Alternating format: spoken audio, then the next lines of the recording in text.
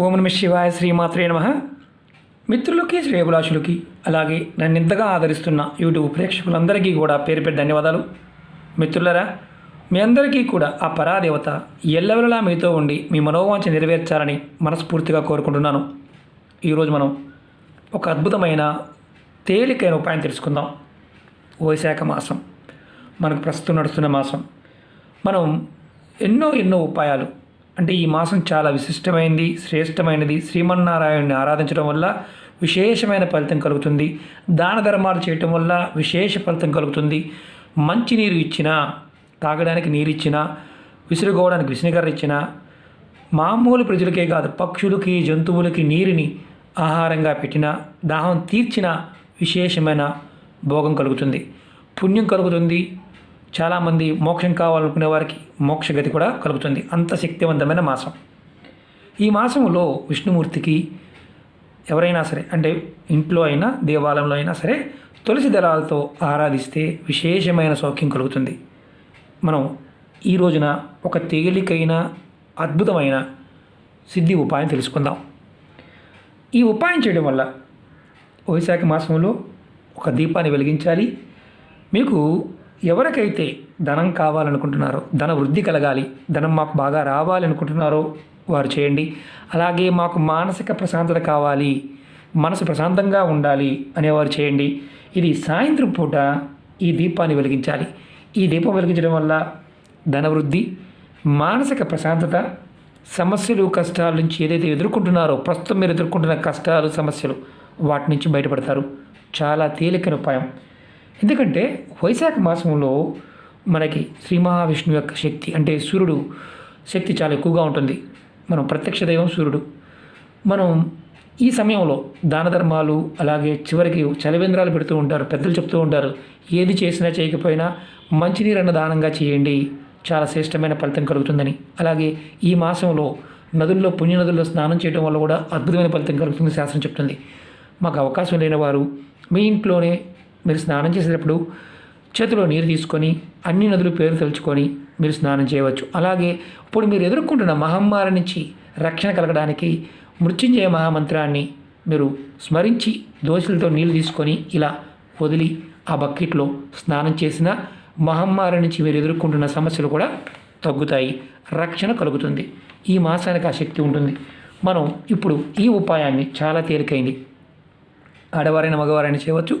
ఆడవారు నెలసరి సమయంలో మాత్రం చేయవద్దు, మిగతా సమయంలో చేయవచ్చు. అలాగే ఎవరైనా కుటుంబ పెద్దలు మరణించి ఉంటే, అంటే పెద్ద కర్మ అవ్వకుండా ఉంటే మాత్రం చేయవద్దు. అంటే మీరు 15 రోజుల కార్యక్రమం, 12 రోజుల కార్యక్రమం అయిపోయిన తర్వాత చేసుకోవచ్చు. ఎటువంటి నిర్భయంగా చేసుకోవచ్చు, భయం లేదు. ఇది ఎలా చేయాలో చెప్తాను. ఇది చేయటం వల్ల మీకు ధనవృద్ధి కలుగుతుంది. ఈ దీపాన్ని వెలిగించడం వల్ల ధనవృద్ధి కలుగుతుంది. కుటుంబ సభ్యుల మధ్య గొడవలు ఉండి తొలగిపోతాయి. స్నేహితులు, చుట్టాలు, వీరితో మనస్పర్ధలు ఉన్నా తొలగిపోతాయి. మీరు ఎదుర్కొంటున్న అనేక రకాల సమస్యలు, కష్టాల నుండి బయటపడే మార్గం తెలుస్తుంది. మానసిక ప్రశాంతత లభిస్తుంది. మీ మనసులో ఉన్న కోరికలు నెరవేరుతాయి. ఏ కోరికైనా సరే పరిపూర్ణమైన విశ్వాసంతో, నమ్మకంతో చేసినట్లయితే ఖచ్చితంగా ఆ శ్రీమన్నారాయణుడు మీ కోరికని నెరవేర్చుతాడు. అలాగే ఈ శక్తివంతమైన తేలికైన ఉపాయం మీరు ఎవరైతే చేస్తున్నారో వారు కంటిన్యూగా 11 రోజులు చేయాలి. ఈ ఉపాయం చేయడానికి గోధుమ పిండి కావాలి మనం ప్రమిది చేసుకోవడానికి. అలాగే బియ్యం, ప్రతిరోజు బియ్యం ఒక 11 గింజలు కావాలి. తెల్లటి ఒత్తులు కావాలి. ఆవు నెయ్యి కావాలి. ఆవు నెయ్యి మాత్రమే వాడాలి, వేరే ఏది వాడకూడదు. ఎలా చేయాలో చూపిస్తాను మీకు నేను. అలాగే మీకు ఈ వీడియో నచ్చినట్లయితే లైక్ చేయండి, ఛానల్ని సబ్స్క్రైబ్ చేసుకోండి, పక్కనే ఉన్న గంట సింబల్ యాక్టివేట్ చేసుకోండి, 10 మంది మిత్రులకి షేర్ చేయండి. అలాగే మన కొత్త ఛానల్ లింక్స్ కూడా వీడియో డిస్క్రిప్షన్లో పెట్టడం జరిగింది, వాటిని కూడా సబ్స్క్రైబ్ చేసుకోండి, గంట సింబల్ యాక్టివేట్ చేసుకోండి. రాబోయే రోజుల్లో ఇందులో ఉన్న వీడియోలు, అలాగే కొత్త వీడియోలు దాంట్లో పోస్ట్ చేయడం జరుగుతుంది.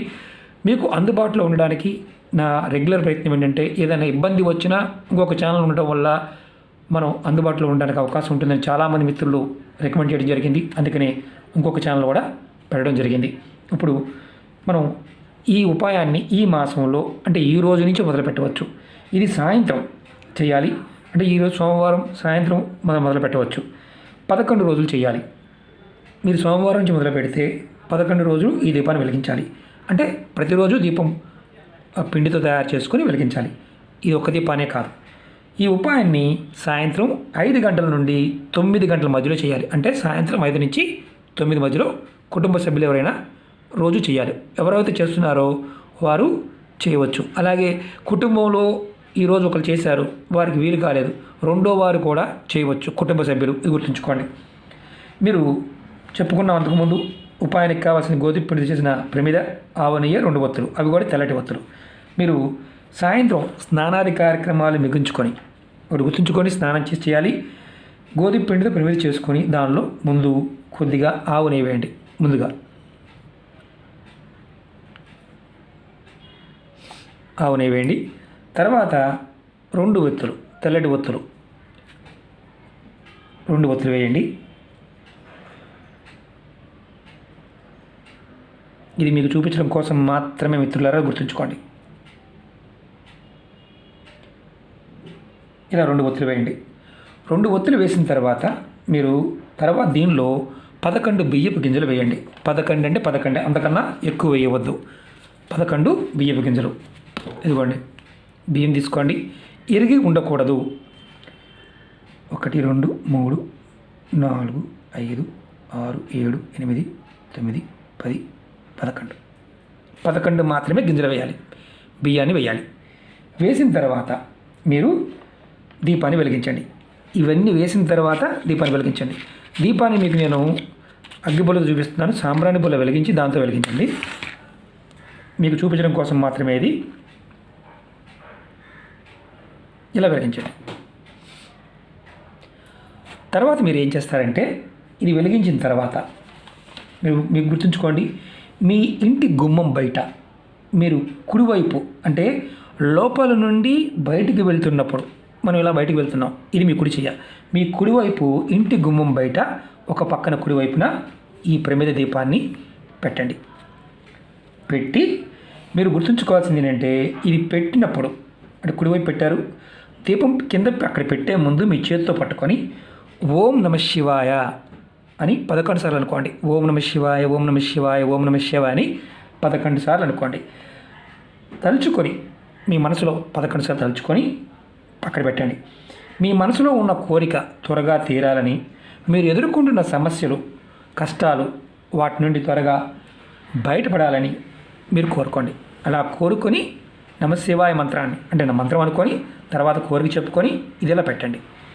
మీరు ఇప్పుడు సాయంత్రం పెట్టారు, ఇది ఎప్పుడు తీయాలి అనుమానం వస్తుంది. దీపం కొండెక్కిన తర్వాత తీసి మీరు దీన్ని చెట్టు మొదల్లో పెట్టేయచ్చు. ఇలా మీరు వరుసగా 11 రోజులు చేయాలి. మరి మాకు ఆవు నెయ్యి దొరకడం లేదంటే చేయమాకండి. దీనికి విశేషమైన ఫలితం కావాలంటే ఆవు నెయ్యితోనే చేయండి.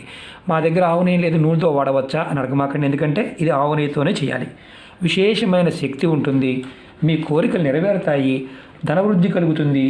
ఇది ప్రతిసారి కూడా, అంటే సాయంత్రం ప్రతిరోజు కూడా కుటుంబ సభ్యులు, అంటే మీ కుటుంబంలో ఆ 11 రోజులు కంపల్సరిగా వెలిగించాలి. ఎటువంటి నెగిటివ్ ఇంపాక్ట్ ఉండదు. అదృష్టం కలిసి వస్తుంది, మీకు ధనవృద్ధి కలిగి తీరుతుంది, మానసికంగా ప్రశాంతత వచ్చి తీరుతుంది. మనకు మానసిక ప్రశాంతత లేదనుకోండి, ఎంత సంపాదించినా వృధా. అలాగే మనం ఎదుటివారి మీద ఎప్పుడు ఏడుస్తూ ఉంటున్నాం, అంటే వాళ్ళకి అది ఉంది, మా వాళ్ళకి ఇది ఉంది, మాకు లేదు, మేము దేవుడికి పూజ చేస్తున్నాము, దేవుడు మాకు సహకరించడం లేదు, ఇలా చాలామంది బాధపడుతూ ఉంటారు.